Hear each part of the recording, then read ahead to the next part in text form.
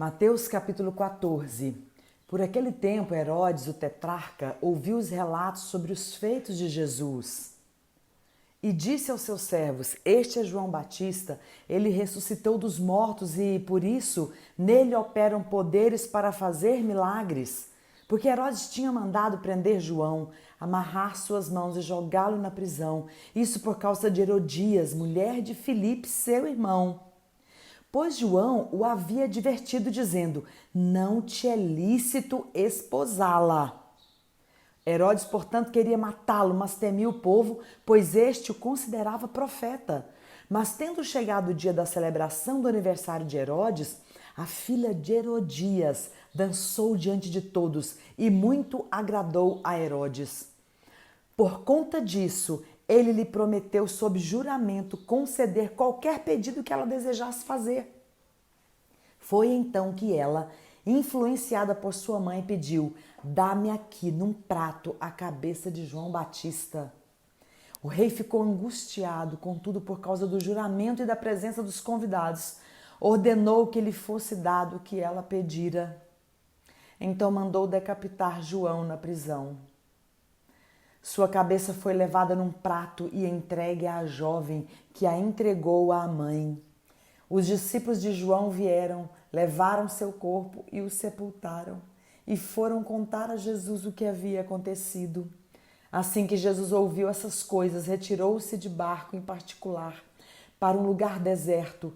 As multidões, entretanto, ao saberem disso, saíram das cidades e o seguiram a pé. Quando Jesus deixou o barco, viu numerosa multidão, sentiu-se movido de grande compaixão pelo povo e curou os seus doentes. Ao final do dia, os discípulos se aproximaram de Jesus e disseram: Este é um lugar deserto e já está entardecendo. Manda embora, pois, as multidões, para que possam ir aos povoados comprar comida. Jesus, porém, lhes respondeu: O povo não precisa ir embora. Dai-lhes vós mesmos algo para comer. Ao que eles replicaram: Tudo o que temos aqui são 5 pequenos pães e 2 peixes. Mas Jesus lhes disse: Tragam-nos aqui para mim. E mandou que as multidões se assentassem sobre o gramado. Tomou então os 5 pães e os 2 peixes e, olhando para os céus, abençoou. Em seguida, tendo partido os pães, deu-os aos discípulos e estes serviram as multidões. Todos comeram até ficar satisfeitos e os discípulos recolheram 12 cestos cheios de pedaços que sobraram. Os que se alimentaram foram cerca de 5.000 homens, sem contar as mulheres e as crianças. Imediatamente após, Jesus insistiu com os discípulos para que entrassem no barco e fossem adiante dele para o outro lado, enquanto ele despedia as multidões. Assim que mandou o povo embora, subiu sozinho a um monte para orar. Ao chegar da noite, lá estava ele, só. Todavia, o barco já estava longe, no meio do mar, sendo fustigado pelas ondas, pois o vento era contrário.